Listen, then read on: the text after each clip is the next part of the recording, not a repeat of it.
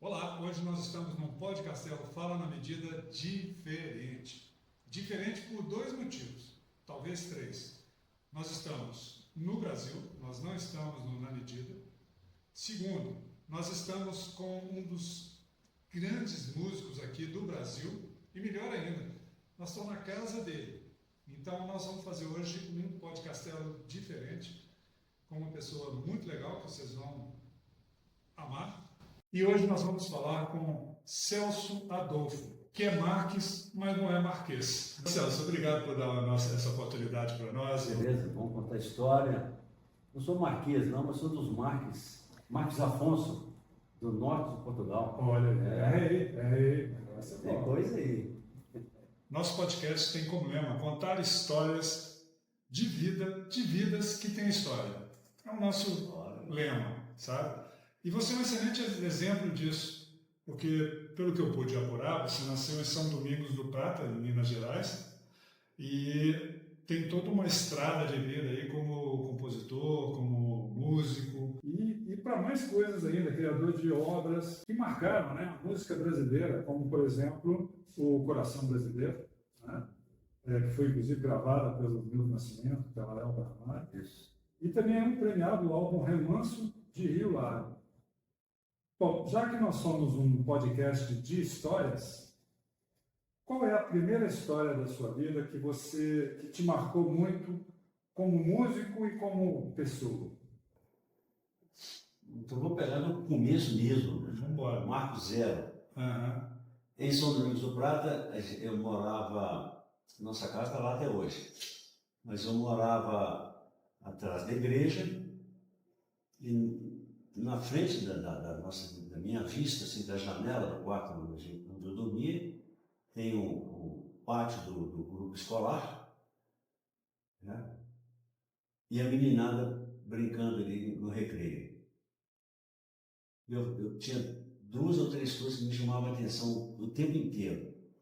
O momento em que a banda de música fosse ensaiar, que era na igreja, no salão paroquial da igreja, no momento em que batia o sino e a meninada ia para o recreio, aqueles gritinhos bonitinhos da criançada, e junto com isso, nesse momento eu estava subindo nas gavetas de uma cômoda, não sei se em Portugal essa palavra significa a mesma coisa para nós, um móvel com 3 gavetas, que minha mãe era costureira. Então, nas 3 gavetas, ela guardava as coisas dela de costureira. Tesouro, retalhos, coisas da profissão dela. Mas eu puxava a gaveta de baixo para ligar o rádio. Estou falando de um tempo em que, na minha terra, não tínhamos televisão e nem telefone. Tínhamos rádio. Então, eu queria ouvir o rádio. Uma vez que eu conseguisse ligar no rádio, eu entrava num mundo qualquer e o rádio antigo, ele tinha a chamada 8 faixas de onda. Você girava a coisa ali, você pegava uma coisa em inglês, assim, você girava mais um pouco uma coisa em russo, você girava mais um pouco uma coisa em espanhol, ou em francês ou em português. Então eram 8 chances que você tinha de sintonizar alguma emissora do mundo. Isso era curioso para mim, muito importante. Agora, por que eu estou falando que eu estou no Marco Zero? Porque eu não tinha entrado ainda no grupo escolar. E eu ficava a meninada brincando ali, isso me atraía muito. Eu já estava doido para estar ali naquele meio, ali. Portanto, eu não era alfabetizado ainda. E eu estava com menos de 6 anos de idade. Porque com 6 anos se vai para o curso de alfabetização, né? Então, e a música da banda de música lá no fundo.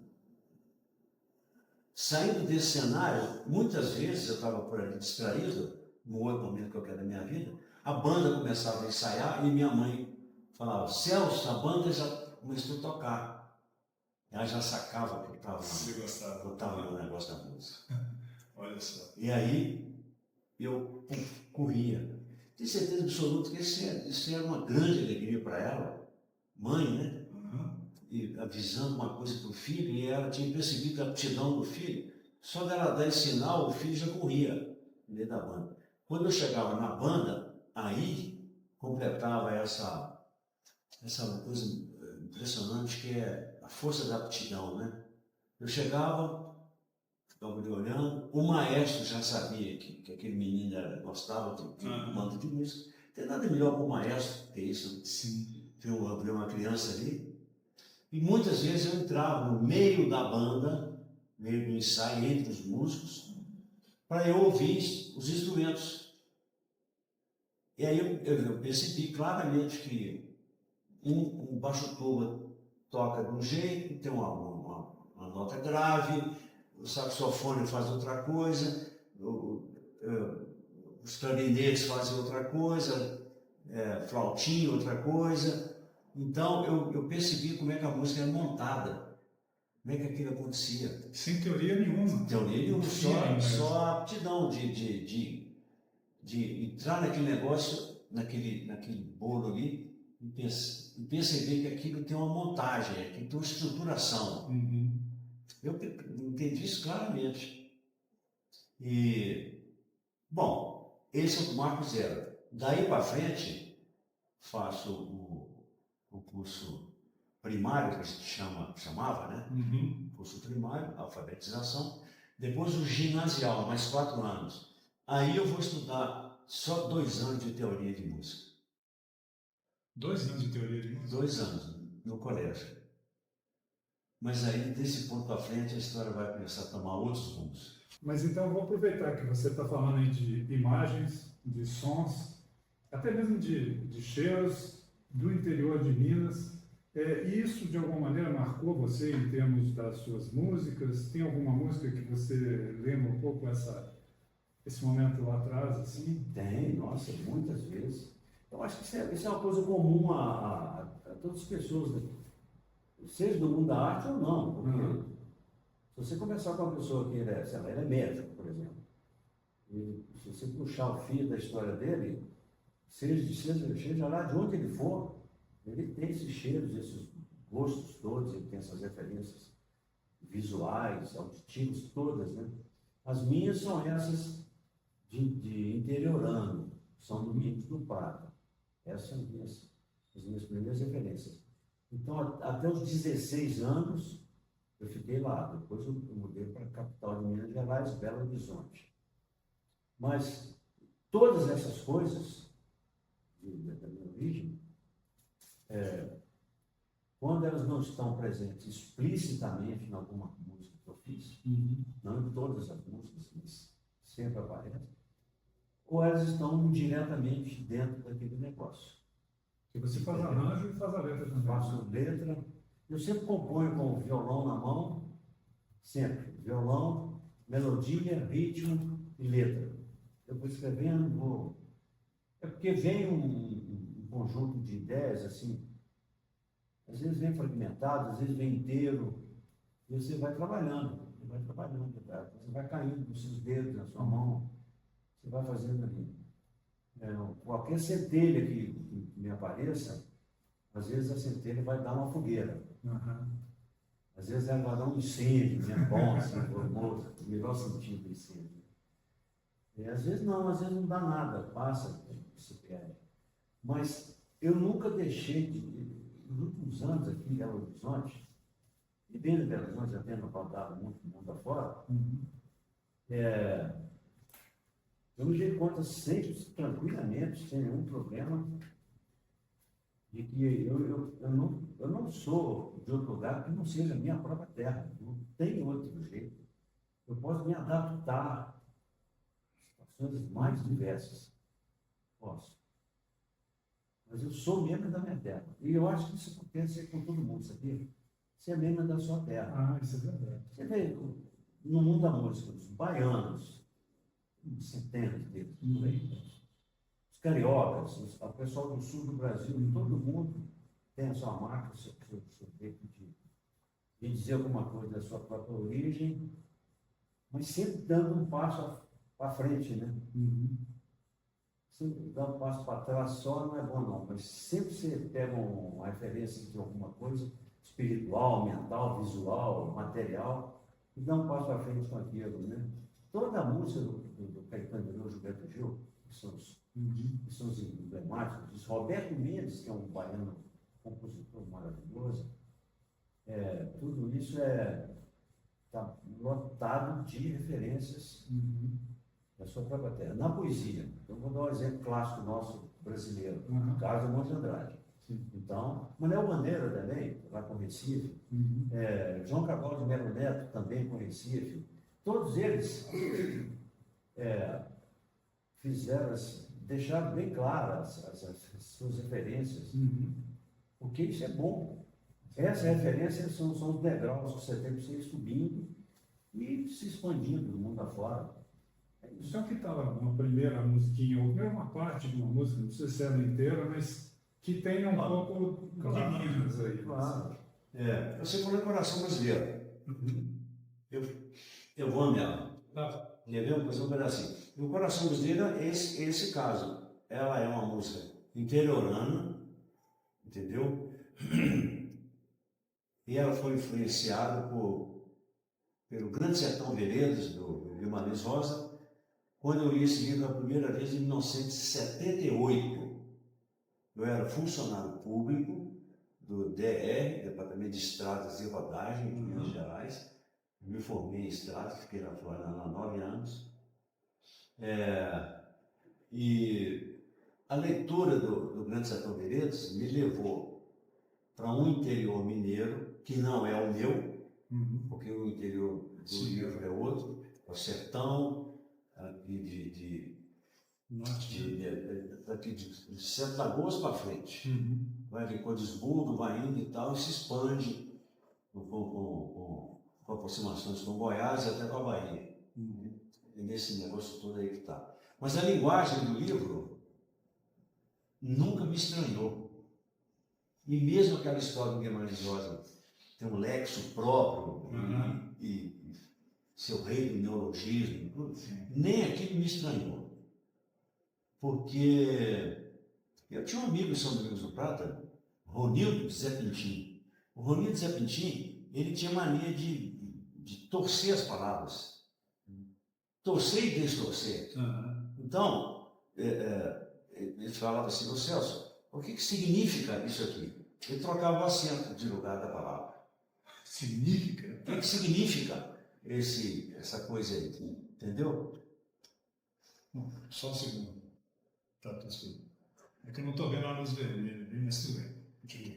Uma mera brincadeira dele. O que significa, né, tal coisa assim? Mas ele trocava a acentuação. Isso não é exemplo. Então, essa brincadeira, eu tinha um outro colega também de colégio, lá em São Domingos do Prata, o Zé Maurício Vasconcelos, meu amigo até hoje, conhecido como Zé Leite. O Zé Leite e eu trocávamos cartas dentro de São Domingos do Prata, que bastava você atravessar a rua, você já... Podia entregar na mão, né? E depois continuamos fazendo isso em Belo Horizonte, ele morando num bairro e eu no outro. E nessas cartas, a gente criou um lexo próprio, nosso. Como se fosse em código. Tipo um código, mas a gente inventava palavras e que a gente sabia, entendeu? Do que e com quem a gente estava falando. A gente pegava o prefixo in e o prefixo des e fazia misérias com isso. E o prefixo ia para o final, virar o sufixo, ficava no meio da palavra e tal. Então, essa brincadeira foi muito anterior à leitura de Guimarães Rosa. Quando eu chego no Guimarães Rosa, ele faz isso contando a história dos jagunços e tudo, que é o Grande Sertão Veredas. Te remeteu a isso. Aí eu falei, cara, olha só. Então, esse jogo que eu já fazia, que a gente já fazia, espontaneamente, sem medo, de pura diversão. Quando eu vejo isso no livro do Grande Sertão Veredas, eu disse, olha só.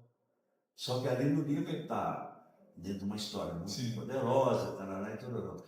Quando eu vi aquilo, ficou fácil. Então, olha que ligação que eu tenho com a alta literatura que é esse livro, Grande Sertão Veredas, né, 1978, com a minha vida de pratiano, quem nasce em São Domingos do Prata é pratiano.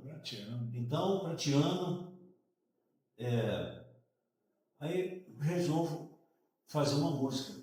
E começo a fazer essa música dentro do DR, nas minhas pranchetas ali de funcionário, projetando estradas. Ali eu começo a escrever. Ali eu já tinha andado um pouco mais com essa história de fazer música, né?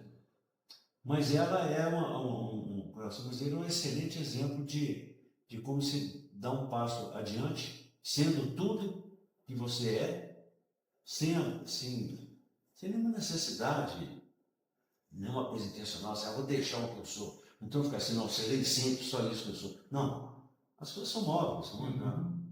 Então, isso tudo deu no Coração Brasileiro. Agora, eu escrevi a letra dentro do DR. E o violão? Não podia ter violão no DR.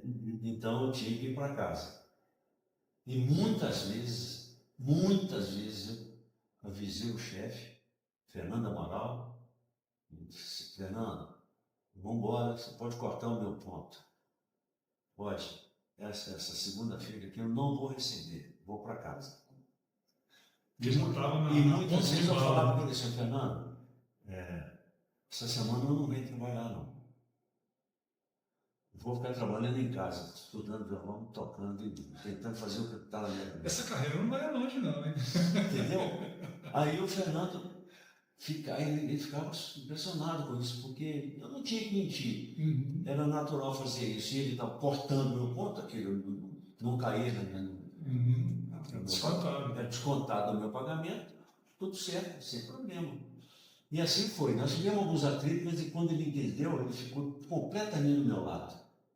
Então, para fazer Coração Brasileiro, aconteceu isso. Que legal. Eu li o Grande Sertão Veredas, que é um livro grosso com as 1.500 páginas, Sim. lá dentro da minha sala, mas assim, escondido. Lia 3 páginas, 5 páginas, disfarçava, tal, trabalhava um pouquinho, disfarçava, aí ia para o banheiro, lia mais 5, aí hora de almoço na cantina. Almoçar rápido, paguei mais um tanto. Foi assim, foi um negócio difícil, assim. E ler Grande Sertão Veredas fragmentadamente assim não é bom, não. Porque é difícil de amarrar tudo ali. Mas eu consegui fazer assim. Então, e na minha cabeça, o que tinha de melodia para aquela letra? Aí eu tinha que ir para casa.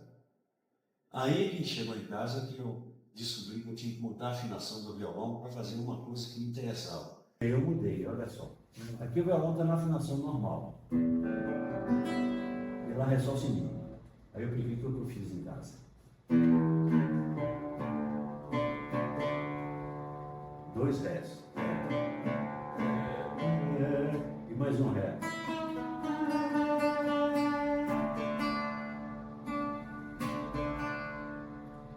Três notas ré. Aí eu pensei, eu quero afinar um violão em sol maior, acorde aberto. Então, quais são as notas? Ré, sol.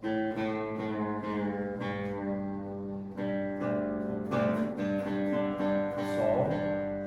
O violão já tem uma nota sol. Sol. Ré.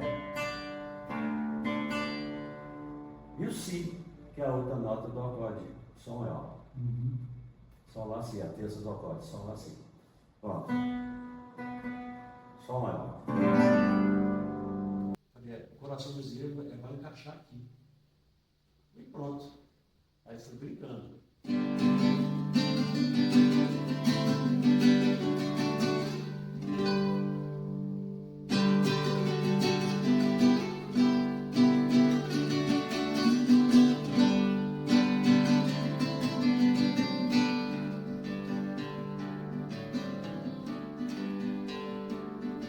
O meu coração brasileiro bateu o perreiro, olhou o caminho, areia da ponte, foi pra tocar e fui guerrear. Meu coração brasileiro anda de lado, anda inclinado de norte a sul.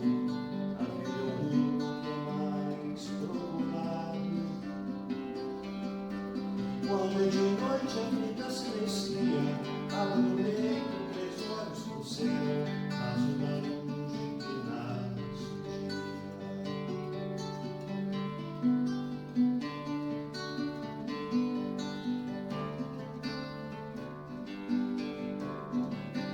Eu sigo voando, meu pé no cavalo, minha crista levou o filho, minha fé no tijolo de barro.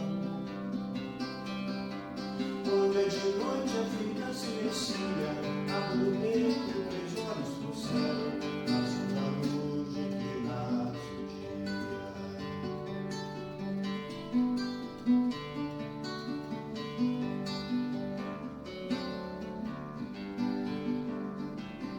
Aí vai.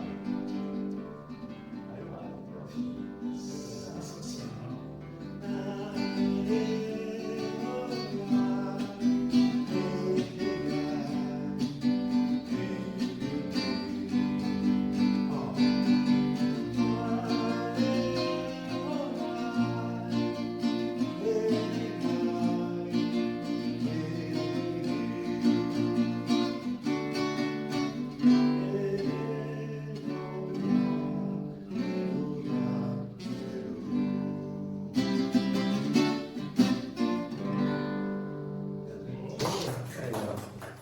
Bonito demais. Então, esses todos do interiorano estão aqui. É muito Brasil isso. A afinação que está no violão é uma afinação da viola caipira Uhum. brasileira, uma corda aberta em sol maior.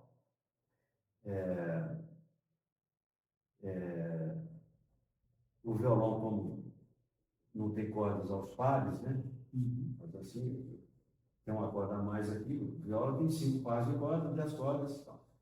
Então, foi fácil fazer essa adaptação, só marquei uma nota a mais aqui, ok. Aí eu fui para frente.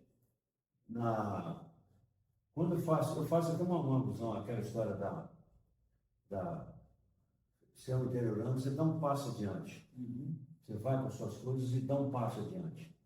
Nessa música tem isso, um passo adiante no violão. Eu toquei a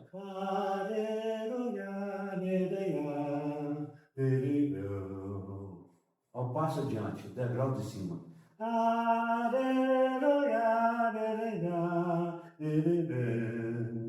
Aí eu dou um passo para trás de novo.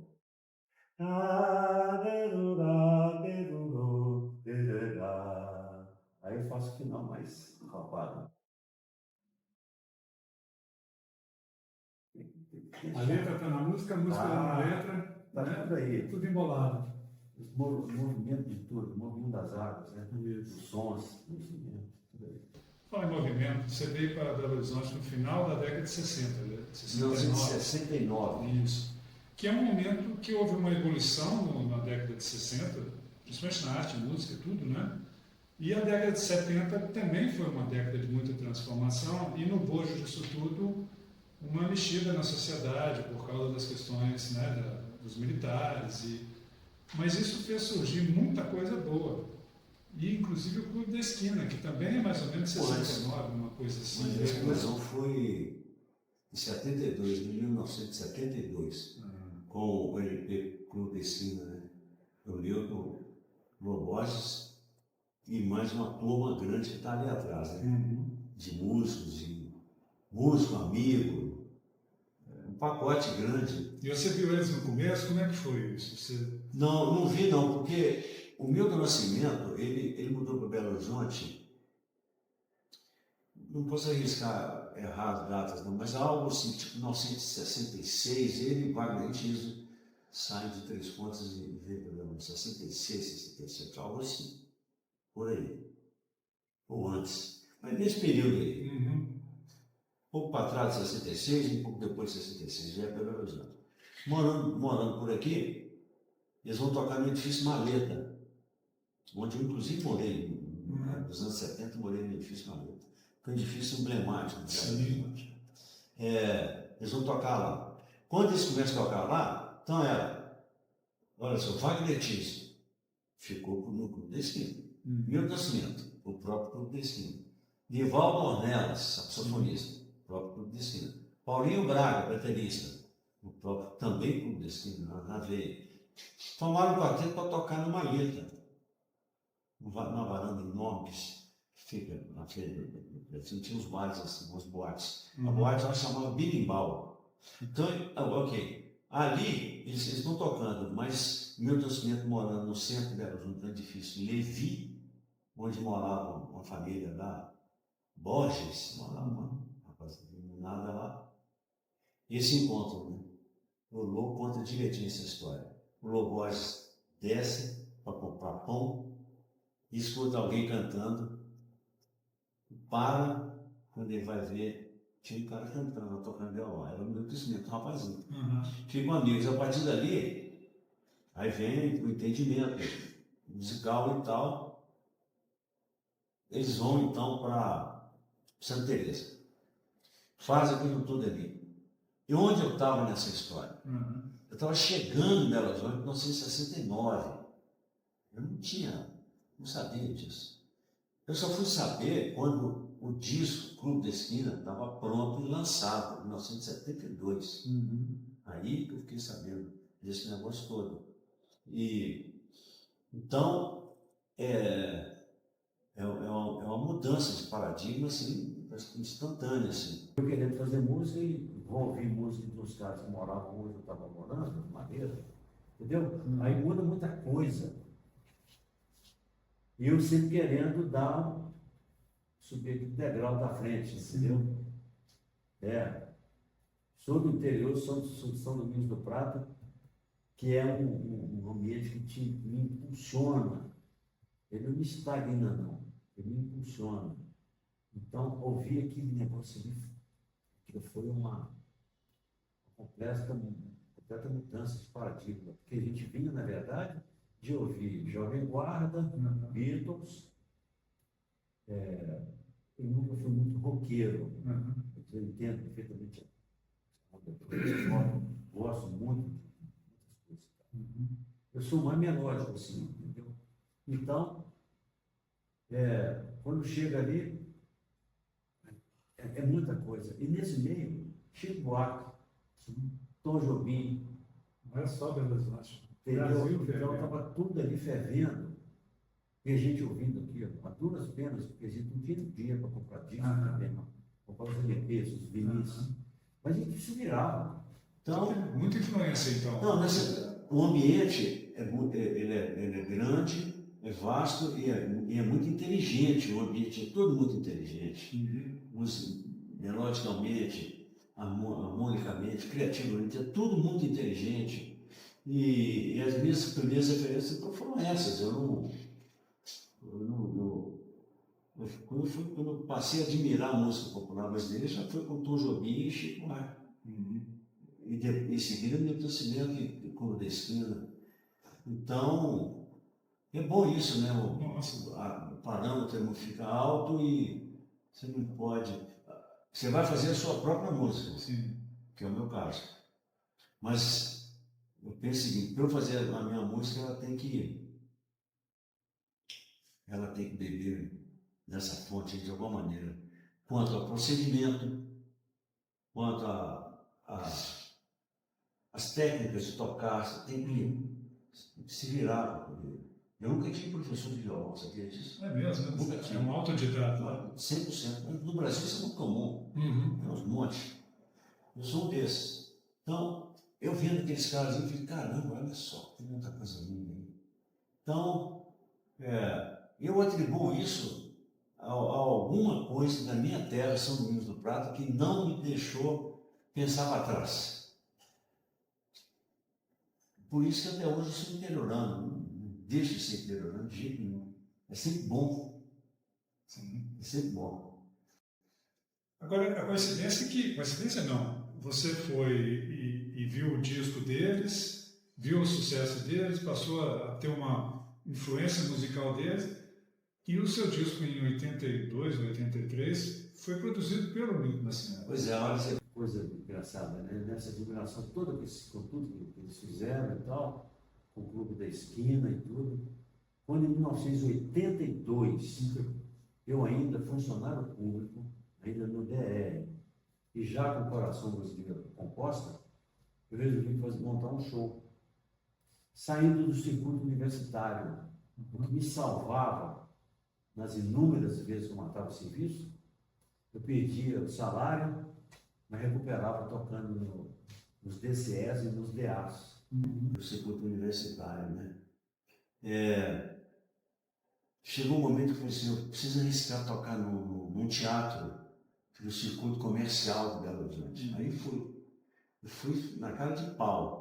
Cheguei lá com o Isaías Horta, figuraço Isaías. Ele era o chefe do teatro da imprensa oficial. Esse teatro muito importante de Belo Horizonte. Está fechado hoje. Mas eu cheguei com o Isaías e peço um fim de semana. E ele falou comigo assim, mas quem é o seu produtor? Eu falei, eu. Quem vai divulgar o seu show? Eu falei, eu.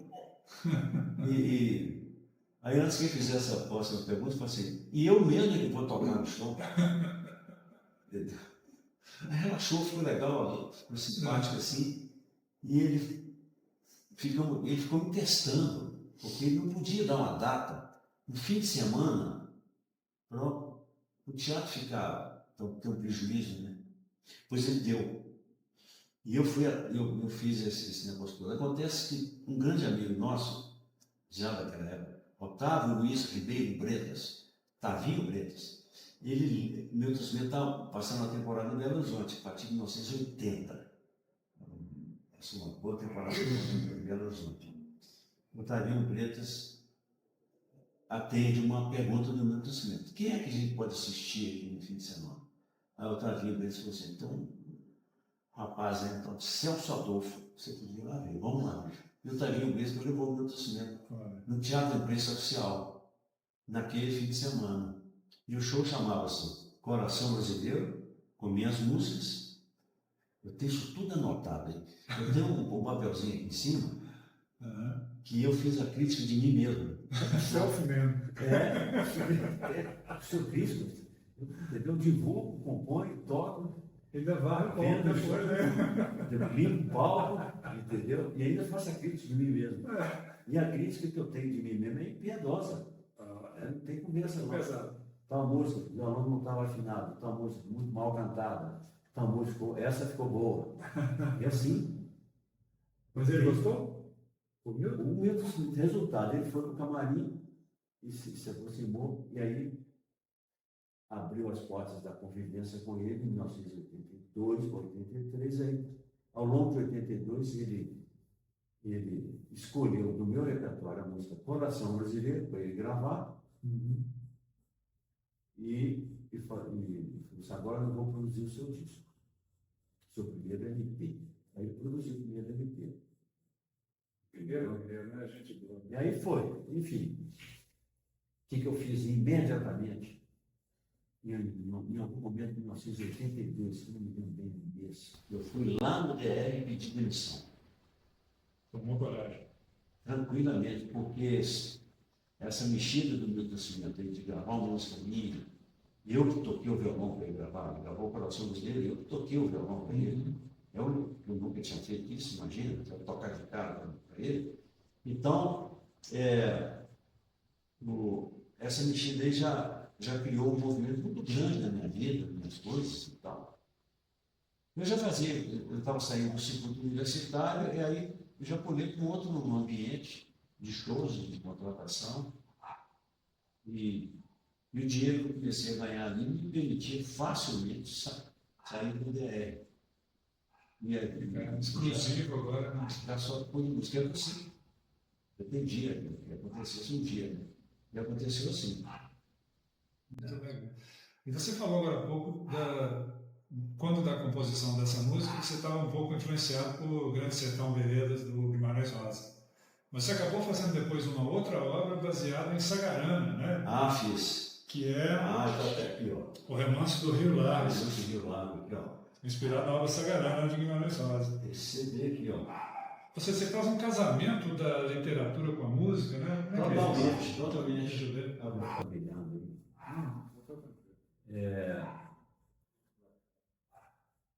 A leitura de Guimarães Rosa ela é uma constante, né, na vida de muita gente, né, no Brasil todo, em Minas Gerais, né? Então tem esse esse culto mesmo, a figura do Guimarães Rosa, em torno da obra dele, é um negócio genial. O Sagarana, é o primeiro livro dele, de 1946, o primeiro livro dele mesmo, ele começou a ser escrito ainda na cidade de Itaguara. Itaguara, naquela época, ainda não era 1930, 31, quando o Guimarães Rosa estava morando lá, como médico, não era ainda o município, era distrito de Itaúna. No comecinho. Mas gente, um perigo é negócio de data. Eu acho que eu não vou errar, não. Eu tenho a impressão que foi em 1938 que Itaguara foi emancipado, virou município. Mas ali, o que importa é o território.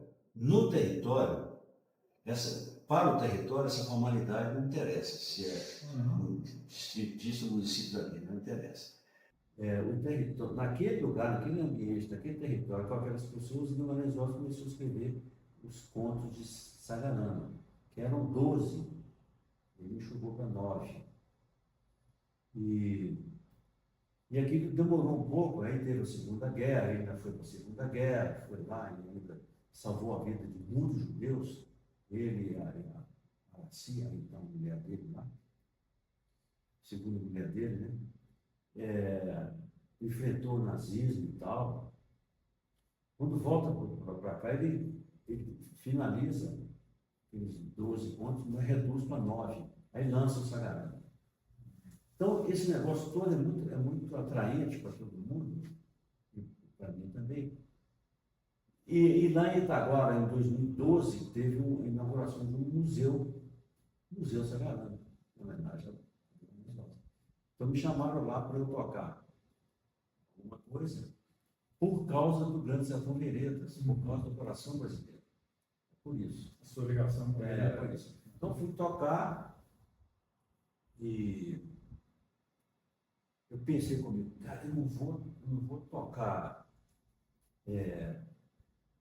se chegar e tocar assim, alguma coisa, eu vou tentar fazer alguma coisa com Sagarana. Isso. Me ocorreu isso assim. Aí eu peguei um conto, duelo, que é um duelo mesmo, duas pessoas que aconteceu lá em Itaguara, na cidade, na rua principal. Aconteceu o duelo. E o Guimarães Rosa fazia, então, daquele lugar, daquele território, suas crônicas, né, suas novelas, né? E como aquilo aconteceu ali, eu falei, estou em Itaguara, 2012, uma festa aberta, céu aberto, a cidade inteira está aqui, é a inauguração do Museu Sagarana, eu vou tentar fazer uma música do Sagarana. Aí peguei o duelo, que é emblemática nesse contexto, né? E fiz uma releitura da música, da novela. E compus. E fui cantar essa música para a multidão. E com muito medo disso não dar errado, porque a multidão não está muito habituada. A multidão, você não está habituado com leitura, né? E está habituado com um tipo de música que é a música de quantidade, né? Massa, né? Quantidade. Fiquei com medo de cantar. Aí eu peguei e combinei com o pessoal da produção, vou distribuir a letra para todo mundo. Estava cheia a rua, muito cheia a rua.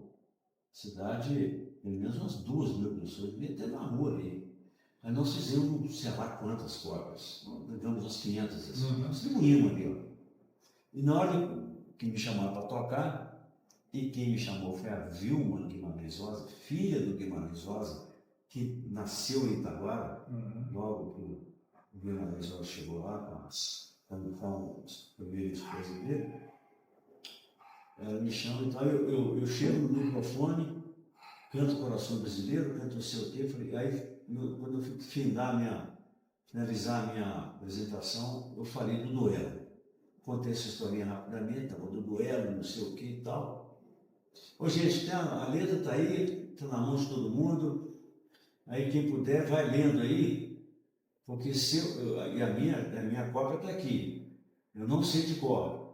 Se eu errar, aí alguém sopra para mim, porque fez essa interação. As coisas mais intimistas. Simpática, assim, com a multidão. E toquei a música.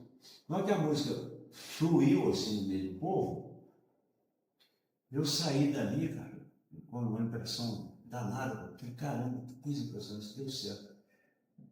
Aí a Vilma mesmo fala comigo, por que você não faz mais músicas com o livro? Atelião. Aí eu, 2012, só fui terminar em 2019, ou 7 anos. Mesmo tempo que o Guimarães Rosa gastou para escrever o Sagrado. Arte é trabalho. Trabalho. Enfim, quando sai esse disco, no meio do processo de gravação, de composição, eu tive várias dúvidas, vou para cá, não vou para lá, vários momentos. Não desisti, não pensei, olha, não, mas tive muitas dificuldades, porque eu não podia ficar só fazendo releitura das novelas. Aí ia ter 9 músicas, 9 releituras, não. Aí deixei o meu lado interiorano voltar a falar e misturei coisas do meu ambiente existencial pratiano, que está atrás do ciclo do ouro, aqui atrás do ouro preto mariano, com esse negócio do sertão, de Itaguara, e outro ambiente assim, e da linguagem guimarãesosa. Eu falei, cara, eu vou deixar isso fluir. Então tem misturas de elementos meus. Por exemplo, Guimarães Rosa gosta muito de falar, de citar nomes de pessoas. A obra dele é cheia de nomes. Os nomes fazem. O nome tem um conteúdo poético, espiritual, psicológico, poderoso. O sujeito lá chama, por exemplo, meu amigo Zé Leite, tem uma explicação. Pode ser Zé e ser Leite. Entendeu? Tudo tem. Então, tudo tem nomes. Então, eu fiz algumas músicas citando nomes de coisas do meu ambiente, com nomes do ambiente do Guimarães Rosa. Então, deixei uma coisa entrar na outra. Em outros casos, eu fui só na obra. Entendeu? E aí fiz esse remanso de Rio Largo. Que é essa capa aqui, ó. Muito lindo. Bem Guimarães Rosa. Total. Isso aqui é o manto do vaqueiro. Isso está lá em Lisboa. Isso é um detalhe do manto do vaqueiro. Está lá no Museu Casa de Guimarães Rosa, em Lisboa. Lugar bom de ir, hein? Sim. Lógico, claro. Mas então, eu vou tocar aqui um Ralando Coco. Boa. Esse disco. Aqui, ó. Aqui estou eu no voz e violão, composição Chico Amaral, flautista, compositor também, Chico Amaral. Cristiano Carlos tocando piano. Frederico Eleodoro, esse menino é um craque contrabaixista.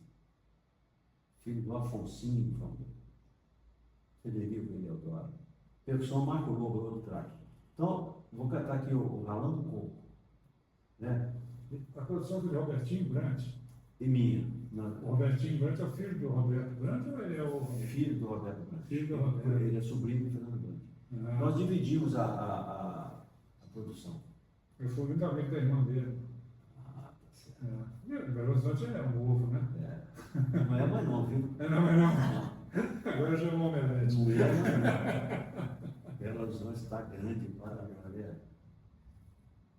A medida de que Belo Horizonte está grande, sabe qual é? No futebol. Antigamente, tinha um jogo no Mineirão, a cidade ficava em silêncio.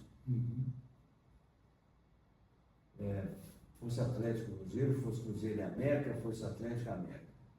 A cidade ficava em silêncio. Hoje pode ter 3 jogos. Pode ter Cruzeiro e São Paulo no Mineirão, América e Independência e seja quem for Independência, e Atlético e Corinthians lá no campo do Atlético. a cidade continua. E a cidade vai dar, o Mineirão é maior, né? Cabe um jogo poderoso assim. Os cruzeirenses põem lá 60 mil pessoas, que é o que cabe no estádio. Que o atleta também colocaria a mesma coisa lá, se fosse o caso. No Independência, a torcida América vai lá prestigiar na medida do tamanho dela. E o atleta mineiro no campo dele, se jogando assim, hipoteticamente, um domingão assim, contra um Corinthians, por exemplo, é a lotação máxima, 47 mil pessoas. Então, Belo Horizonte não é pequena, mas não. Não, Há muito tempo Belo Horizonte não é pequena, não mas. é mais mesmo. Então é o seguinte, ó, ralando o coco. Aqui tem 3 quadrinhas. Elas são misturadas. Eu peguei quadrinha de uma novela, de outra e de outra. Então aqui tem. O primeiro quadrinho é da novela A Volta do Marido Pródigo. A segunda é da novela Minha Gente. E a terceira é do Corpo Fechado. Por que eu misturei as 3? Porque eu fiquei pensando que cada uma delas tem vida própria. Eu não preciso estar falando de um assunto que ligue as 3. Pode acontecer. Não precisa. Então, a primeira quadrinha é um assunto, a segunda é outra, a terceira é outra. Mas do universo. É o do universo de Mães Ordem. Então eu fiz isso ralando um pouco. Assim, vou tocar aqui. Tá. Eu vou ralando coco até aqui, eu vou ralando coco morena, de olho, tira a barra da barreira, deixa a Maria passar, Maria é feiticeira, ela passa sem molhar o ânus, rosa também, ela morre gente, os que te anda bem, os que te anda é tudo e é todos de uma vez, os que te anda é 3 e 1 é todos de uma vez.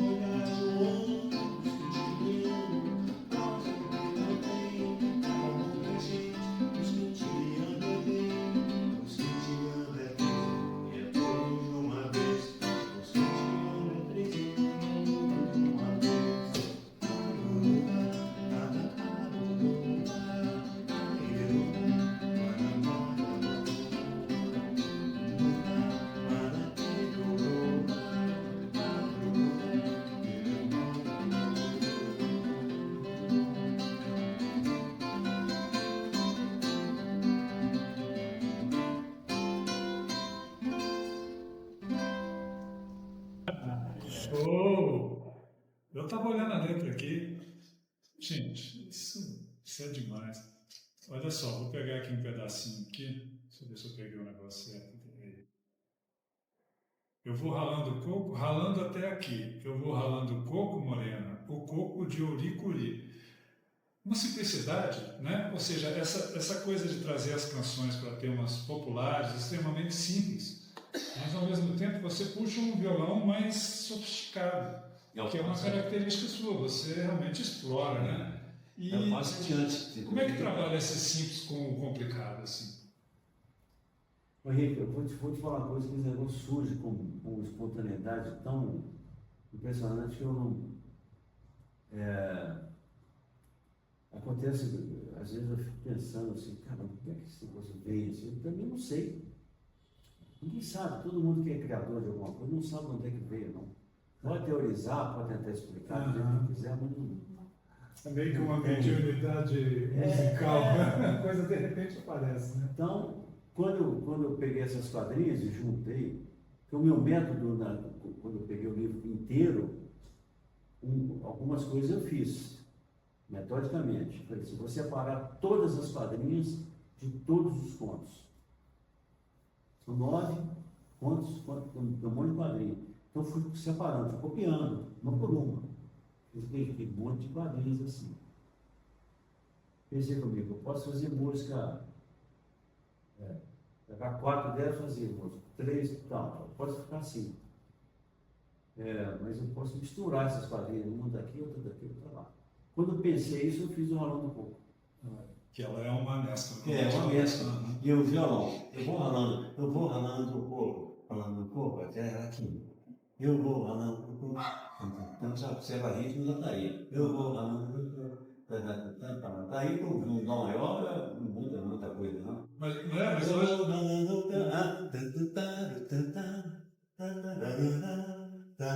Então, o que você acha? Não, eu achei esse comecinho, a música toda veio. E o violão, aí, você para um pouquinho e fala assim, faz esse ré menor aqui, abafado, fica mais bonito. Tira a vaca da barreira, João do Quintiliano, rosa me bem. Tá vendo? João dos Quintiliano, prosa com quem não tem. Aí você subdivide o ritmo, executa.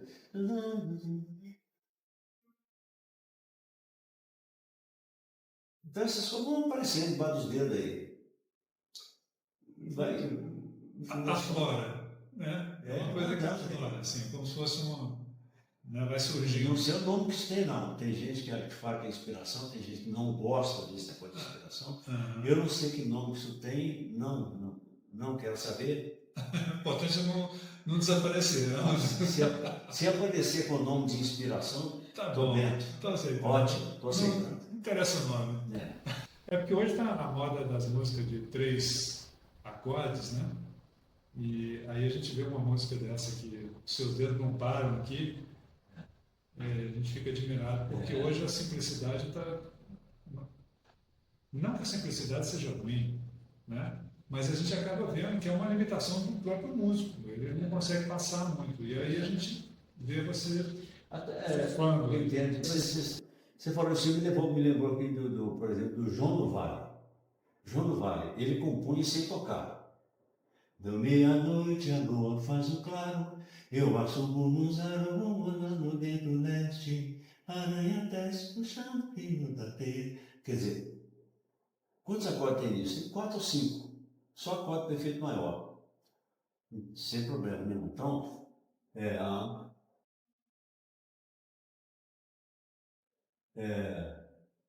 ver? Deu meia-noite, a lua faz o claro, eu assomo nos aros pra brincar no vento leste, aranha desce puxando o fio da teia, ciência da abeia, da aranha e a minha, muita gente desconhece. Só pode, perfeito, não, mi, lá, pra, enfim. Agora, se você quiser fazer umas brincadeiras, você faz. Eu tinha um arranjo que eu não vou lembrar mais dele, que era mais legal. Deu meia-noite, a lua faz o claro, eu assumo nos aros, vou brincar no vento leste, aranha desce puxando o fio da teia, ciência da abeia, da aranha e a minha, muita gente desconhece. Muita gente desconhece, muita gente desconhece. São os 3 acordes. Você pode desdobrar um pouquinho, florear, fazer uma linha de contrabaixo, uma linha contínua no baixo da música. Pode fazer muitas coisas. Mas originalmente ela não dependeu de mais acordes, não. Ela nasceu daquele jeito. João do Vale. Você imagina os cavaquinhos fazendo sambas dele. São poucos acordes. Para uma beleza melódica daquela, mais a letra. Né? Então a quantidade de acordes não é o crucial. Mas se você desdobrar o acorde e fizer inversões, em vez de você fazer um sol maior aqui, você faz ele aqui, já começa. Muda tudo. E como é que como é que eu descobri isso no violão, velho? Do jeito que eu estou falando com você aqui, ó. Aqui é só maior, mas o braço do violão é tão grande que será que tem jeito de fazer isso em outro lugar? Tem. Então, tem outro jeito? Tem esse. Tem outro? Tem esse. Tem esse aqui. Aí você começa com mais notas.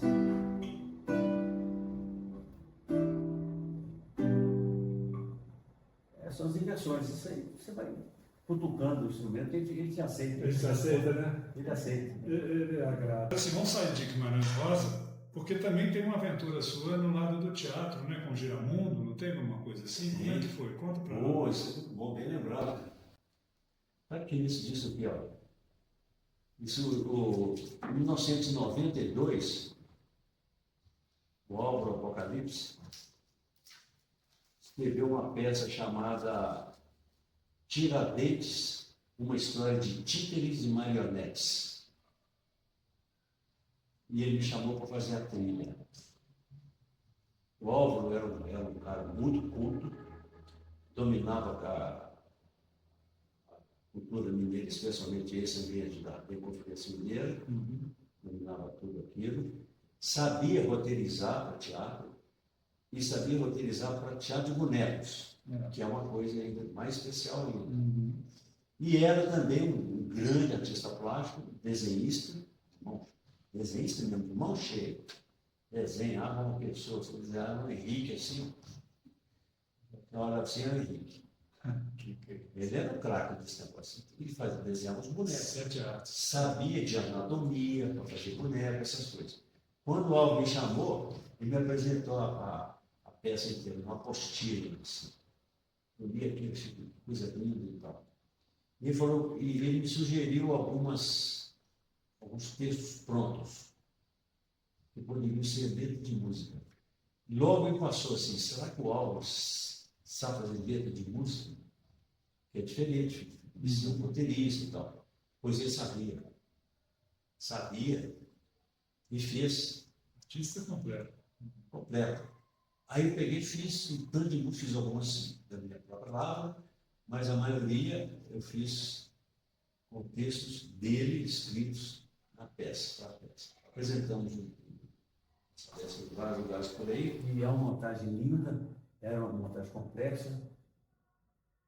Se eu não me engano, se eu não estiver errando, número não é danado, toda hora fiz essa ressalva. Mas eu acho que são 72 elementos que ficam passando. Um passarinho que entra voando aqui assim, uma moça que está na janela, o governador de Minas Gerais da ocasião, o próprio Tiradentes, todas as figuras. Uma folha que passa caindo, assim, tudo é elemento de cena. Eu acho que eram em torno de 72 elementos desses. Que ele criou. E esse negócio tinha que funcionar e tal. E a música era ao vivo. Eu fazia a música ao vivo. Eu e mais 2 músicos. A gente fazia a música ao vivo. E ficava no cantinho do palco assim, mas à vista da plateia. Eu perguntei para o Álvaro, ele falou assim, não, eu quero fazer isso aqui como se fazia em determinado período da história do teatro boneco na Europa, das companhias nacionais da Europa. Os músicos iam junto, cantando junto. Ou cantava atrás da carruagem, da montagem, ou cantava na frente do público, ou ficava mimando o público. Ele queria que meu batom fosse essa. Entendeu? Aí e assim foi feito. Eu falei, então eu vou ficar no palco, Fiquei. E não é que aconteceu em Ouro Preto? Em Ouro Preto, olha só o que é o músico, a ideia do Álvaro. O músico está no palco. Nós estamos na Praça Tiradentes, Ouro Preto, multidão, apresentar a peça. Acontece um acidente. Veio um ônibus. O único momento que, talvez o último veículo ia atravessar a praça, né, para deixar a praça só para a plateia, passou um ônibus. Era a última coisa que tinha que movimentar. O ônibus vem subindo, ele passa na frente do palco, em frente ao museu de Confidência, ele passa, Na hora que ele vem vindo, em cima do ônibus tinha um troço assim, eu falei assim, esse negócio vai agarrar no nosso cabo de energia. Não deu tempo de avisar. Agarrou, puxou o cabo, não desligou nada, mas tombou o cenário assim. Um cenário complexo aqui. Tombou o cenário todo. Parou o ônibus, soltaram o cabo, o ônibus saiu, aí entra uma quantidade de gente, funcionários, para ajudar para botar o cenário em pé. O que o músico da companhia faz nessa hora? Vai entreter o público. Era isso que óbvio que. Daí vocês foram tocar e não precisava ter acontecido isso, mas aconteceu. Então imagina, na companhia antiquíssima, um fato qualquer que acontecesse, os músicos tinham que entreter a plateia. Mal comparando o Titanic. Né? Tipo isso, os músicos tinham que ficar tocando. A coisa está indo, a tragédia está acontecendo, e a tragédia europeia estava acontecendo, cara. O mundo pouco não ia ter nada. Aquele palco enorme montado, multidão na rua e tal. Aí eles começaram a falar, eu perguntei para o Paulo, vai conseguir colocar em pé? Vai. Eu falei, então deixa comigo. Fui para frente, fiquei sozinho, só eu e o voz da porque não tinha equipamento para os músicos, para essa função. Peguei o violão e pá. Fiquei lá tocando. Eu fui tocando uma hora e pouco, para entender o público enquanto a coisa funcionava. Então, a ideia da obra era muito boa. Então, dessa história, eu vou cantar uma que chama-se Barcarola, Lusitano. Lusitano é bom, porque depois nós vamos para Portugal. Exatamente. Essa história toda tem tudo a ver com Portugal, né? Uma veia, né? Deixa eu achar ela aqui para você.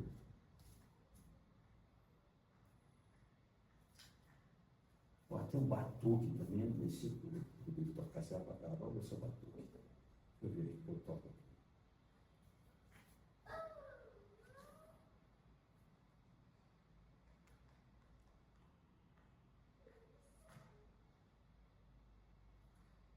Vou tocar o batuque. Porque a letra é do Álvaro Apocalipse. A letra é dele. E o arranjo, o violão, a melodia são meus.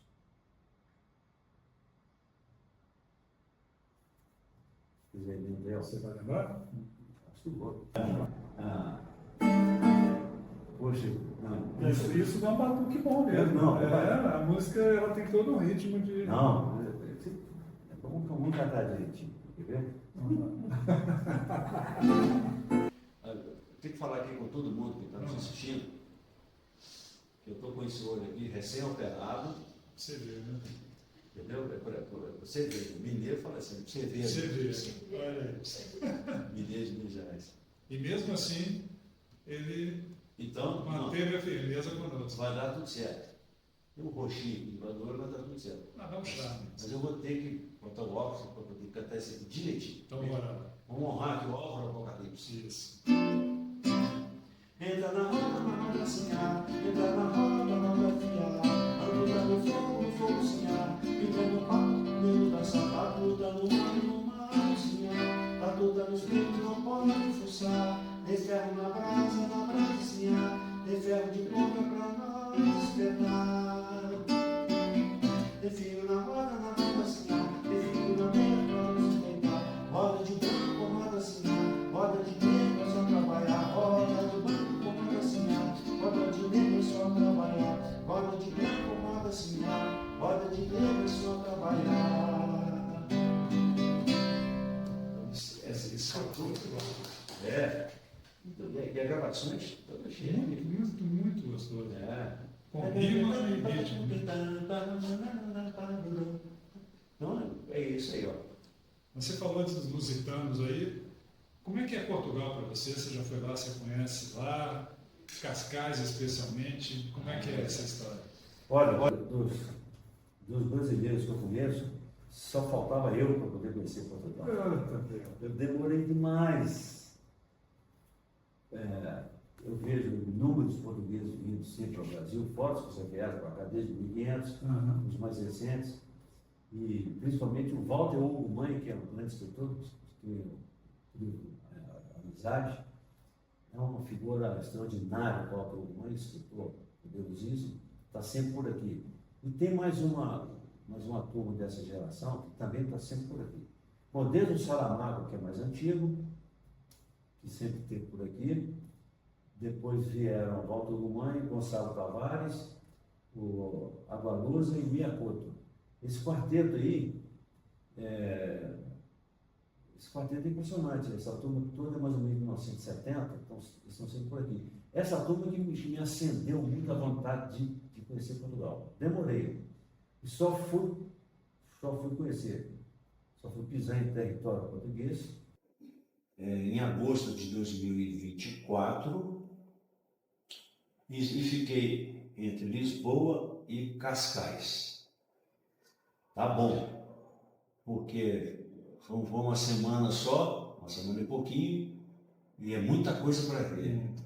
É muita coisa para ver. E Lisboa, cidade muito linda, Cascais muito linda, e vi que o padrão de Portugal, de cidades, é aquele que eu sempre ouvi falar. Então, tem muita beleza ali. E a história toda que nos interessa, a mim, particularmente, é mesmo a ligação histórica que a gente tem, né, que a gente tem entre nós. Não abro mão de nenhuma proximidade afetiva, psicológica que eu tenho, que minha família tem com Portugal.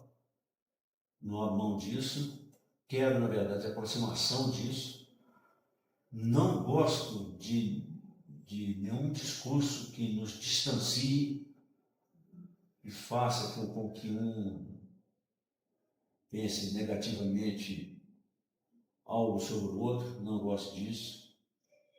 Nós temos muito mais coisa para pensar positivamente, né, uns sobre os outros do que o contrário.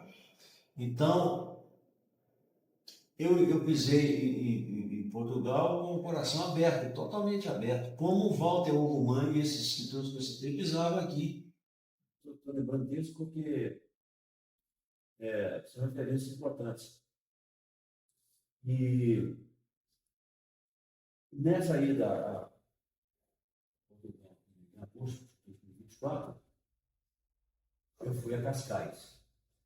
Então, é perto, viagem tranquila, estrada boa, pertinho, bonito. Eu estava com um amigo nosso daqui de Belo Horizonte, morando lá. E ele, muito enturmado, estabeleceu: João Lúcio, nós vamos passear, quero conhecer. E andamos. Fomos a Cascais. Depois de ter andado bastante dentro de Lisboa, ter visto essa coisa, os pontos. E outra coisa, eu quando vou num lugar que eu não conheço, eu quero primeiro conhecer os pontos do chavão. Aqui que é chavão, aqui que é mais manjado, eu quero conhecer aqui primeiro. Então eu nunca iria a Lisboa sem ir na Torre de Belém, sem chance. Não tenho a menor possibilidade de fazer isso. Como quando eu vou ao Rio de Janeiro, sempre que é possível, eu quero ir no Pão de Açúcar, de novo. E a Roma, vai ao Vaticano, é o Coliseu. Enfim, esses chavões, eles concentram muita coisa da história, então por isso que eu me amarro nisso. Mas então, quando nós saímos para Cascais, ok, estamos passeando em Cascais. Segundo chavão, o João Lúcio, não vou embora daqui sem comer o bacalhau de Portugal. E aí fui entender que existe bacalhau diferente do modo que eu sempre comi bacalhau. E descobri também porque que muitas vezes eu não gostei de bacalhau no Brasil. E descobri que gostaria para sempre de bacalhau em Portugal. Entendeu? O jogo é bonito. O jogo é bonito. Então a gente estava lá num lugar que é na Marina. Na Marina de Cascais. Na Marina de Cascais. Né? Saímos passeando a pé por ali, em direção ao lugar que a gente ia pegar o trem para voltar para Lisboa. Então, passando por ali, viu a edificação bonita assim e tal. Falei, ô João Lúcio, o que é isso aqui? Ele falou assim, isso aqui é o Palácio da Cidadela de Cascais. É o seu nome, né? É quase que um forte, né? É um forte e tal. Que história que tem aqui? Aí os reis ficavam aqui, até não tem muito tempo. Sim, 900 e pouco. Ficava aqui e tal, agora é isso. Está fechado, ninguém podia visitar. Mas aí eu ouvi um som na rua. Eu logo identifiquei, falei, isso é um didgeridoo aborígene. Seus compridos. Isso é um instrumento australiano, antiquíssimo, antiquíssimo. Tem até uma história sobre o didgeridoo, me permitir contar aqui, que é tipo uma lenda, é uma lenda, né?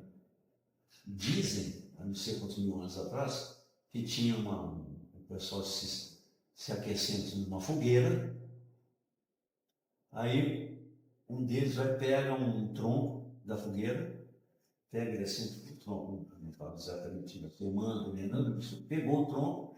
Quando ele pegou o tronco era oco. E por que ele viu que o tronco era oco? Porque tinha muitos insetos saindo de formiga e tal, saindo de dentro do tronco. Aí o que esse cara fez? Ele pegou aquilo, apontou para o céu, estava de noite, ele apontou para o céu e soprou. Quando ele soprou, os insetos foram para o céu e eles viraram estrelas. Foi aí que o céu começou a ter estrelas. Olha que lindo. Muito lindo. Fora o som que deve ter saído. E o som, aí eu vou para o som. Qual é o som que tinha? Uma nota única, um tronco. Isso. Então, assim, isso é a lenda do instrumento didgeridoo. E aí, então o mundo passou a ter didgeridoo com troncos, ou feito de qualquer outra coisa, de plástico, de PVC, qualquer outra coisa, de vários tamanhos. Bem, eu ouvi isso, falei com o Júlio, tem um didgeridoo tocando por aí. Quando ele estava passando rente ao muro da cidadela, né? Forte, não, da cidadela, passando ali na rede, mas tinha um sujeito sentado lá, onde ele do compridão, assim, esticado, assim, talvez uns 2,5 metros por aí, porque tem ele de vários tamanhos. De ele moderno, claro. Na ponta dele ele instalou os pedais para ele acionar os microfones, para ele mandar para as caixas de som, né? Ele acionou os efeitos e ele tocava então a nota aqui, tocava a nota. Fiquei observando aqui, e aí solta um monte de efeitos estranhos assim. O cara já botou um elemento, alguns elementos a mais ali naquele som, para criar ambiente e tal, não sei o quê. Eu achei lindo demais, velho. Gravei no celular. Sei lá, esse então. Peguei o celular, gravei. Pronto, trouxe para Belo Horizonte. Chega em BH, com aquela nota única, assim, aquele pedal, a nota dó, igual si, na verdade. Eu falei assim, peguei o violão e comecei a brincar. Eu vou usar essa nota de pedal, essa nota contínua, não é novidade nenhuma, mas sendo um didgeridoo, gravado na frente Do Cidadela. da Cidadela de Portugal. Eu passeando ali, conhecendo o lugar pela primeira vez, esse negócio tem uma importância diferente. Pronto. E fiquei brincando ali com uma melodia em cima. Falei, vamos fazer uma coisa aqui. E fui fazendo, fui brincando. Mas não tinha letra. Uma coisa sem letra. Liguei para o João Lúcio lá em Portugal, falei, o João, acha esse rapaz de novo aí, procure ele deve morar por aí, ele deve circular aí por perto, em cidades vizinhas aí. E o João Lúcio achou o rapaz. Contou a história e eu falei com o João Lúcio, pergunta para ele se ele me autoriza usar esse som dele numa música que eu pretendo fazer. Aí o cara achou legal, então, enfim, apurei tudo da vida do cara, fiz a música e sem letra. Então fiz a música. Vai ser gravada e tal. O som do DJ Little Grace é pior.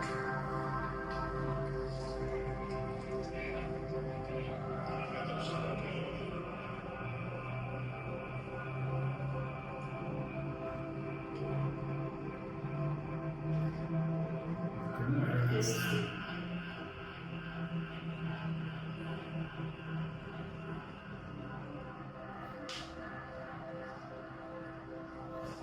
Então, olha só, Essa eu quero ver depois, um dia. dançando de efeito, solto aí. Isso aqui eu gravei na rua. Aham. Aí nós mandamos para o programa, de um software de gravação, de dó sustenido, nós baixamos meio tom para ficar a nota dó, fica muito bom também do mesmo jeito. Os efeitos estão aí, são esses que eu gravei no celular na rua. Isso aqui é a base da música. Gente, olha só, quer ver? Vamos fazer uma coisa? Você vai segurar para mim, segura assim, ó, e eu vou tocar essa música. Tá bom assim? Na tora. Bora. E nós estamos aqui. Tudo aqui, tá, né?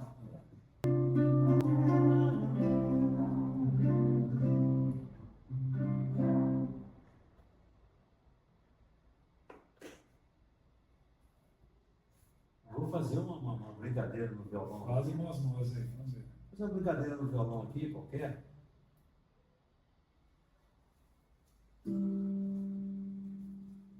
Olha só. Bora. Depois eu vou colocar o capotaço.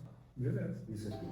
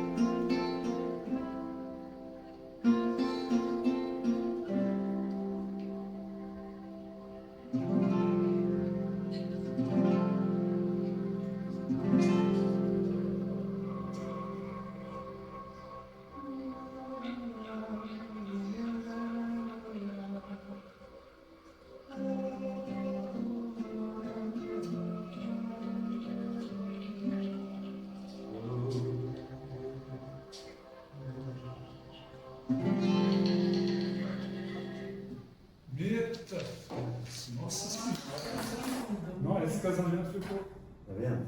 Nossa, não sei mais. Então, Hã? Isso aí, isso? 90%. Mas é isso. É isso aí. Uma ideia dessa te deixa solto. Né? Então, fiz umas coisas aqui que não estavam feitas, não. Fiz agora. Assim. Tá. Isso pode acontecer várias vezes, Isso é muito de maneira diferente. Me chega uma perguntinha que eu arrumei aqui para você. Quando o seu violão está quieto, quem é o Celso Adolfo? O que inspira você? Como é que é essa vida extra-violão? Tem vários momentos quando o violão está quieto. Essa pergunta é muito boa, velho. Muito boa. Parece. Aliás, nenhuma pergunta é ruim. Se a resposta for ruim, A pergunta fica ruim. Mas não é não, a pergunta é muito boa. Quando o violão está quieto, eu estou lendo. Os livros estão em ação. Se eu não estiver lendo, eu estou escrevendo. As palavras estão em ação. O que eu faço com tanta de coisa que eu estou escrevendo? Eu só estou viajando. Igual os elementos que o Shiva, lá em Cascais, colocou no Didi dele. Os elementos que fica. O artista chama Shiva. Shiva. Eu faço isso para descansar. Escrevo o dia inteiro, muito. Ou toco muito o dia inteiro. Especialmente para descansar, para me sentir bem, não é? Não é para eu ser ouvido, não é para ser admirado, não é para ser divulgado, é para eu me descansar de tudo. E inúmeras vezes eu me descanso completamente, ou só tocando, ou só lendo, ou só escrevendo. E o tanto de coisa que tem guardada por aí não me chama a atenção o destino que isso vai ter. Por acaso está guardado, porque agora a gente consegue guardar com facilidade. Igual isso aqui do celular. Mas imagina quantas centenas de pessoas por aí, mundo afora, fizeram alguma coisa em qualquer profissão, em qualquer momento do dia deles, qualquer pessoa, sem ficar dando importância dos demais para um ou para outro. Não é questão de importância.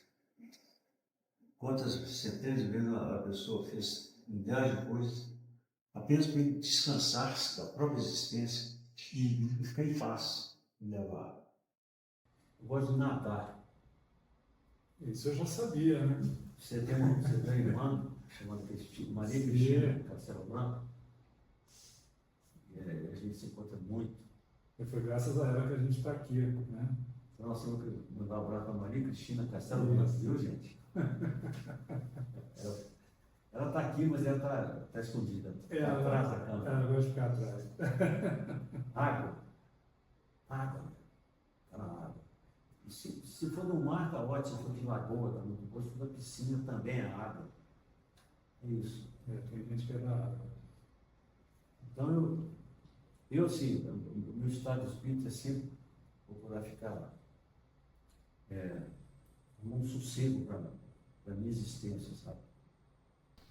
Nisso tudo, eu não vi o mundo só por esse motivo, também eu vi o mundo para dar palpite.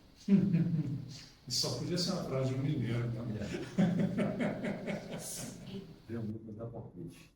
E meus palpites são esses, essas melodias, essas coisas aí. Não, me enquadra muito no que você está falando, porque eu acho que depois que a gente passa de uma certa faixa, né, não é só etária, uma certa faixa da vida, a gente tem que manter fazendo aquilo que a gente ama, né? Independente se isso vai trazer fama, se não vai, não interessa. O importante é a gente estar curtindo essas coisas que fazem bem para a gente, né? E aí, aproveitando então o ensejo, eu tenho um amigo lá em Cascais que também é músico e também participou do nosso podcast, né? Ele é o Márcio Lima. E ele ainda usa o nome artístico Márcio Lima Fuim. E quando eu falei que ia falar com você, ele ficou doido, sabe? Até pensei em fazer uma ligação aqui, mas eu falei, não vamos confundir as coisas, não. Então eu vou passar para você o Instagram dele e aquele outro de música, né? Para você conhecer as obras dele. E de repente vocês podem fazer um contato. Ele é de Itabirito. Pertinho. E tem também uma outra questão, que é, nós somos a Pará de Minas, e o historiador, né, deixa eu pegar o nome aqui, que eu não posso fazer as coisas sem dar o devido nome. O historiador Alaércio Delfino, ele foi o pesquisador para o desenvolvimento desse livro. E quando a gente estava conversando lá, eu falei que ia conversar com você. Ele falou, pelo amor de Deus, leva esse livro para ele, que é O Som das Minas, nas anotações de Malu Prachedes, que ela foi uma jornalista aqui do estado de Minas. E ele falou, pode dar para ele que ele está aqui. Você pode procurar que ele está aqui na história da música de Minas. Então, a missão cumprida, tá, Laércio? Está aqui, ó. Entregue para o Celso o seu presente, tá? Qual o nome dele mesmo? Laércio Delfino. Ele é o historiador que ajudou na pesquisa para essa Malu fazer o livro. Então, agradecidíssimo por isso aqui. Então, vou completar a história. Porque quando... Poxa, eu até achei, não achei. Esse livro da Malu, ele confirma uma coisa a respeito da Malu Prachedes, paraninense, legítima. Ela, desde que ela foi jornalista do estado de Minas, e depois, quando ela ajudou a fundar o BDMG Cultural, que infelizmente o governo atual acabou com esse projeto, que uma migalhinha de dinheiro movimentava as artes musicais em Minas Gerais, a partir de Belo Horizonte, a Malu Prachedes nunca deixou de ser uma jornalista, em seguida uma poeta, porque ela também é poeta, e uma pessoa capaz de textos, né? Ela nunca deixou de perder de vista o que acontecesse na música mineira, mas a música mineira que estivesse sendo apresentada em Belo Horizonte. Porque ela morando aqui, então as coisas, ela ia ver as coisas a partir de Belo Horizonte. E a Malu virou no nosso meio um esteio mesmo assim, um esteio onde a história vai ficar apoiada e será vista, e será lida. Missionária, né? Missionária. Então, esse livro aqui, ó, José Roberto Pereira, sobre os Minas Gerais nas anotações de Malu, isso é muito valioso. Isso está aqui, ó. Eu estou nesse meio aqui, né? Uhum. Você vai tropeçar com si mesmo, então. Marco Antônio Araújo. Sim. Marco Antônio Araújo tem um fato curioso entre mineiro, que é o seguinte: eu não tive convívio com ele, não, mas ele era um violoncelista da Sinfônica de Minas Gerais, o Sérgio do Palácio das Artes, e ele tinha um trabalho próprio dele. E ele, naquele momento, ele foi o músico que mais se aproximou de ser um músico nacional, com música instrumental própria, do rock progressivo, fazendo aquilo dentro de Belo Horizonte e se projetando fora daqui. Então, teve uma vez que ele fez ele montou um show chamado Influências. Essa palavra me chamou a atenção. Eu pensei assim, influência que influências eu tenho? Não busquei resposta. Eu montei o show Coração Brasileiro, que foi o tal show que foi para a imprensa oficial e que o meu Nascimento assistiu, que depois deu a partida da minha carreira profissional. Te deu... Eu nunca esqueci desse fato, assim, particular meu, de ver o nome do Marco Antônio Araújo por aí, e desse show Influências, dessa É uma rede, essa né? provocação que a coisa me fez, assim, sem nenhuma... sem ninguém falar um com o outro. Porque o que é uma rede se não um conjunto de influências, né? Então, tudo Conexões. Então, então, a doutora está aí, tem uma foto dele muito boa aqui. Muito obrigado, Alaércio. E esse aqui tem a ver com o que você falou. Você falou sobre a gente fazer o que a gente gosta e descansar fazendo coisas. Né? Esse aqui é um livrinho que eu escrevi de mensagens, eu queria te dar de presente. Depois eu quero até fazer um dedicatório aí, que é um livrinho daqueles que você abre, lê uma página e está resolvido. Né? Eu uso um outro nome aí, que é o HJ White, que é Henrique José Castelo, né?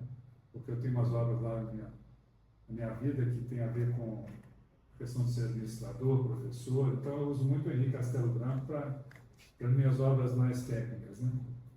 Eu queria te presentear com isso aí, para você poder ler umas mensagens aleatórias. Aleatórias. Que maravilha. Bom? Ok, agora eu queria duas coisas.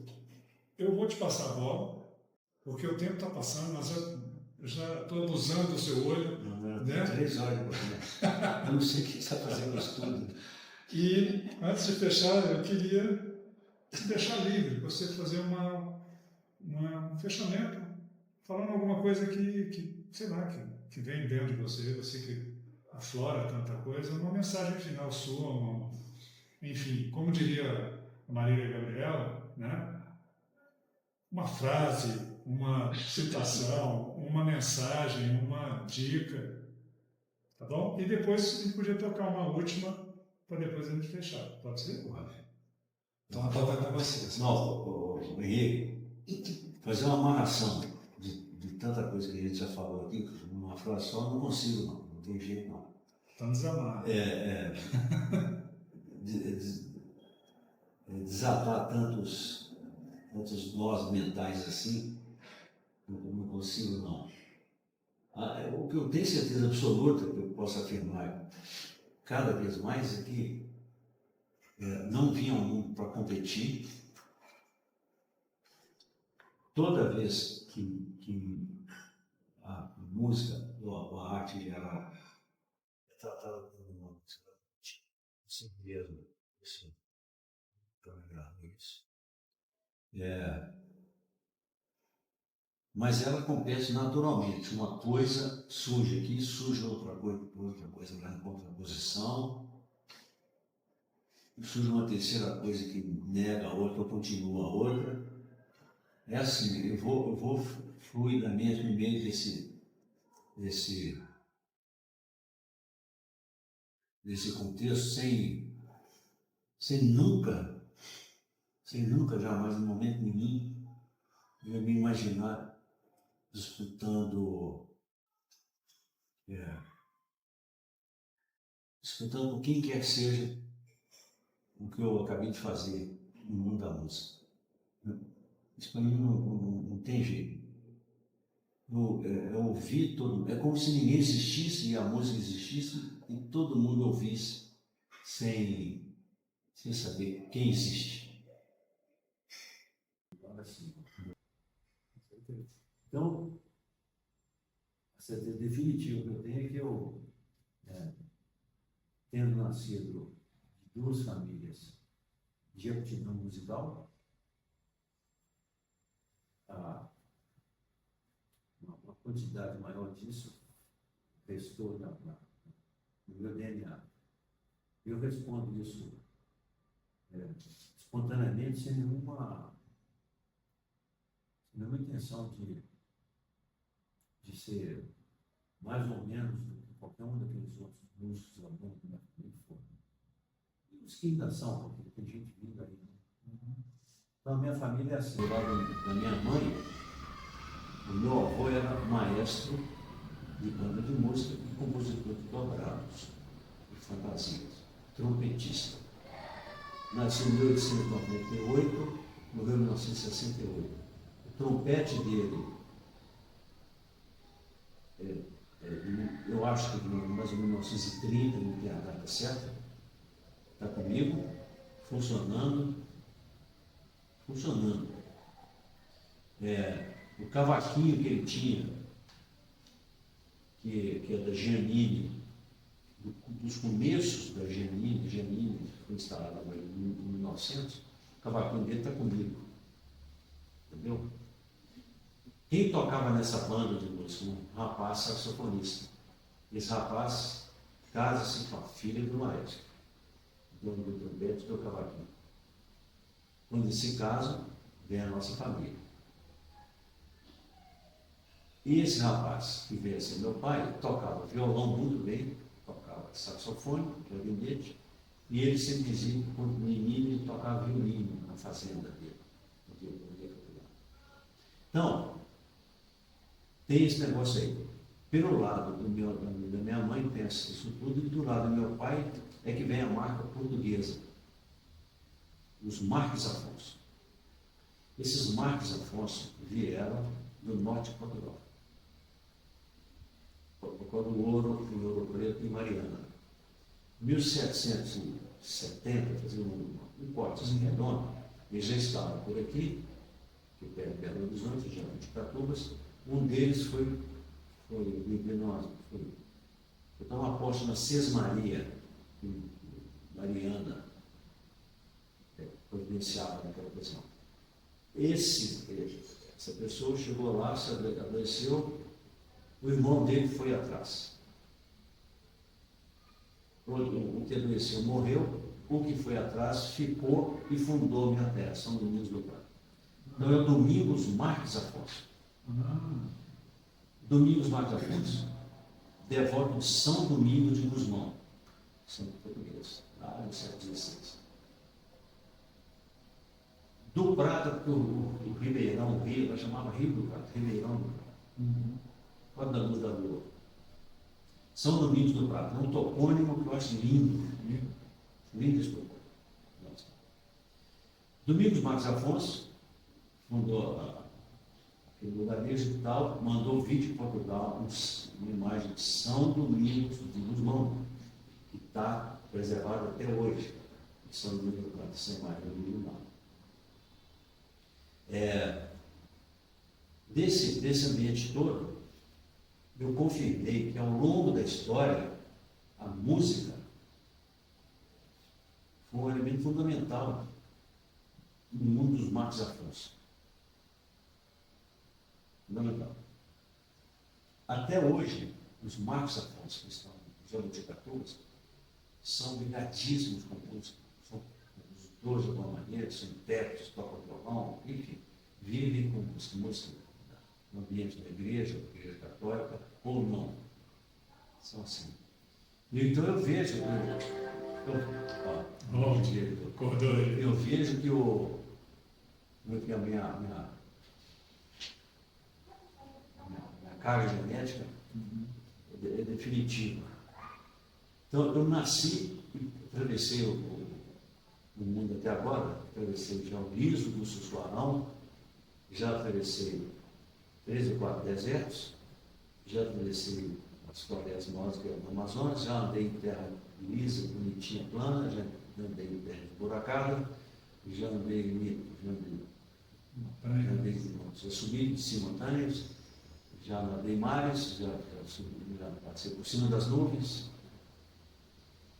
Tudo que porventura eu consegui fazer em todo esse ambiente foi somente viajando na música, como um desses elementos de ligação dos prazeres entre os seres. Entre os seres todos, né? Não é só o amor ser humano. A música, o som. É uma ligação. Eu nasci dentro disso aí. Já a música está ótima. Nunca tive nenhuma dúvida na minha vida sobre o que eu vou fazer. Eu acho esse negócio assim, isso é uma sorte. É uma dádiva e é uma missão. A verdade é que eu posso transformar em missão ou não. Tá indo Mas bem. nunca tive a menor dúvida quanto a isso. Que era Isso é por aí. muito bom. Isso me faz. Eu sou muito tranquilo assim, o tempo todo por causa disso também. Ou só por causa disso, eu não tenho dúvida do que eu estou fazendo nessa passagem terrena. Eu até gostaria que durasse umas 5 vezes mais. Não sei quanto vai durar, mas umas 5 vezes mais seria bom. Tem muito mar, montanha e tal, que você não passou ainda. Tem muita nuvem, Tem. toda hora aparece uma nuvem quando eu fui nela. Não, Você, isso, né? toca para nós aquela música que você mais gosta de tocar. Aquela que você fala, eu vou tocar essa que eu gosto muito. Então eu vou tocar duas. Pô, Porque eu vou a casa é sua. eu vou apertar o violão que está afinado aqui Uhum. e depois eu vou para a outra.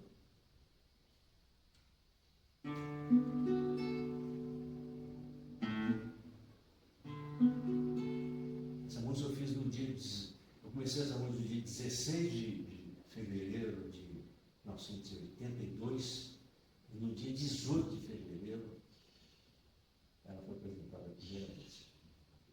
Estava estudando o nascimento dela, dia 18 de fevereiro de 82. Boa. Nós dois.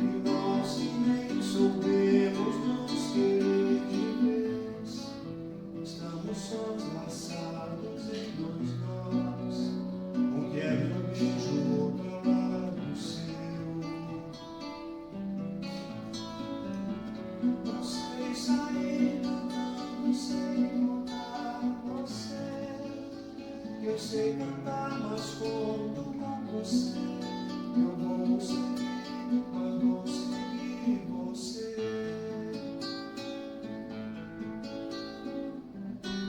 Queria que assim sabendo se a gente se quer. Queria me rimar no seu colo, mulher. Vem sempre a vida de onde ela vier. Ganhar seu chegar, não chega, meu. Lá de mim não enriqueceu. Ganhar seu chegar, não chega, meu. Lá de mim não enriqueceu.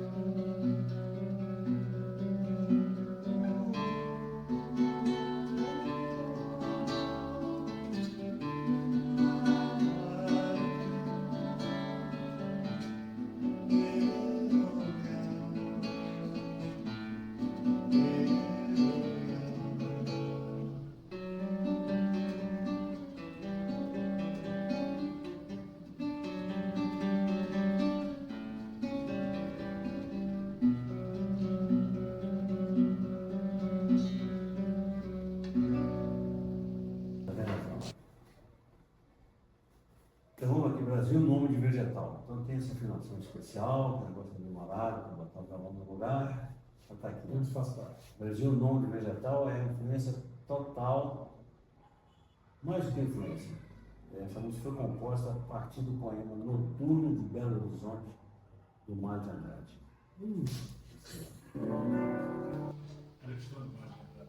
Somos um assombro de misérias e grandezas. Somos aqui nessa terra onde me abandonou.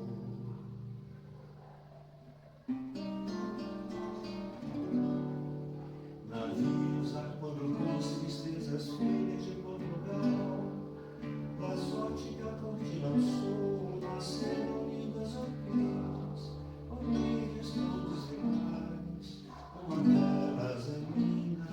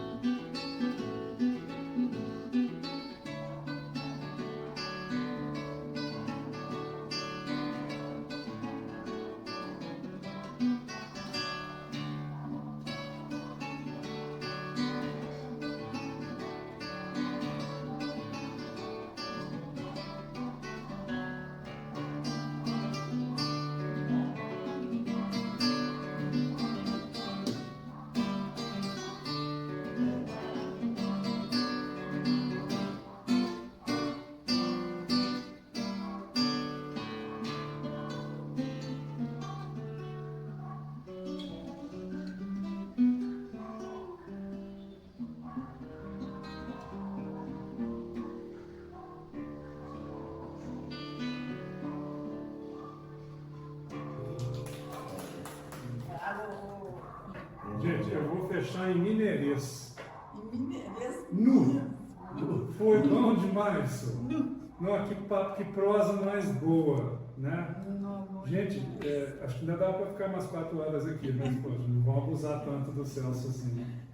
Celso, olha, só tenho que te agradecer, achei as histórias incríveis, muita visão de mundo, muita experiência. Eu acho que vai ser muito complicado fazer edição, porque tem tanta coisa boa que se a edição faz cortes, eu não vou poder cortar nada. Mas é como, né? Aqui a gente entrevista, a gente edita, a gente filma, a gente faz tudo, né? Essa, sinceramente, foi uma excelente entrevista, eu estou muito agradecido. E, lógico, quando você for a Portugal, você, por favor, dá notícia para a gente poder ir lá na, como é que chama lá? Na Marina, né? Ou em outro lugar lá, eu conheço uns lugares também diferentes, a gente pode ir lá, Eu só conheço. troca umas ideias e levar um pouquinho do Celso para Portugal, que ele também veio daí, então tá só mexendo essa panela toda de uma vez só. Bom, então nós vamos fazer o seguinte, nós vamos despedir, vamos dar um adeus aqui para os nossos amigos. Que hora? Tá? Aguardem aí, em breve nós continuamos essas nossas entrevistas, ok? Obrigado. Muito bom. Foi um prazeraço, viu? Sensacional, é isso. Meu Deus do céu. O livro de versão não para, não. Para não.